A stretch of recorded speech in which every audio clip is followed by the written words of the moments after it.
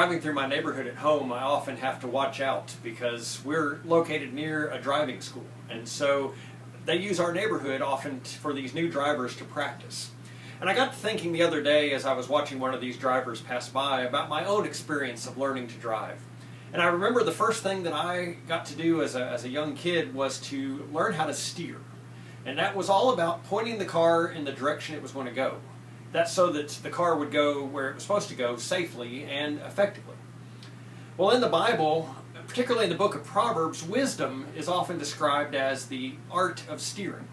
This description of steering, or an art of steering, comes from the ancient Egyptians as they navigated the Nile River. It was all about pulling the ropes to steer the boat in the right direction.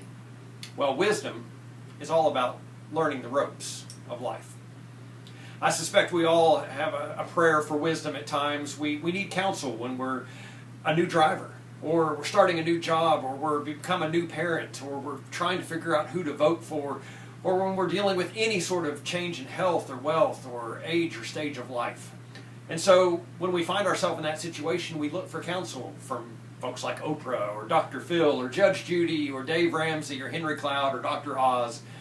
Or maybe we go to that counsel closer to us, like a doctor or a financial advisor, or a parent or a peer. Well, you should know that the Bible is a wonderful source of wisdom. It's got a wealth of wisdom information, particularly in the Old Testament wisdom literature, Proverbs and Ecclesiastes and Job, but also in the Gospels, in the sayings of Jesus. One of my former professors described biblical wisdom as being God's self-expression that guides and instructs those who seek wisdom in all the varied scenarios of their mundane days. I suspect that even on your most mundane day, there's a moment that calls for wisdom. And the question is, are you seeking God's wisdom? That same professor also described the house of wisdom from which we can draw from. And she said that this house of wisdom is built on 4 pillars. The first is what she would say is a pillar of being on bended knee, of having humility and openness. In the Bible, it's that idea of having a fear of the Lord.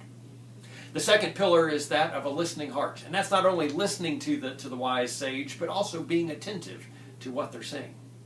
The third pillar of wisdom is a cool spirit. That's that idea of self-control, of being cool and collected. And finally, the fourth pillar of wisdom is a subversive voice. Now, we hear that word subversive and tend to think of it in a negative connotation, but what's meant here is the idea of finding something in the common that speaks to the uncommon, a subversive sort of acumen. These 4 pillars hold up the house of wisdom, and without them, you might find that you're missing compassion or faith or courage or justice or discipline or numerous other virtues that a wise person possesses. Well, this Sunday we're going to be looking at a wisdom text from Ecclesiastes, one that talks all about growing old and the challenges that one faces and the wisdom that one needs for the next day. It's an inescapable truth.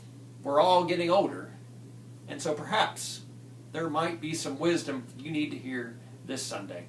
I hope to see you there.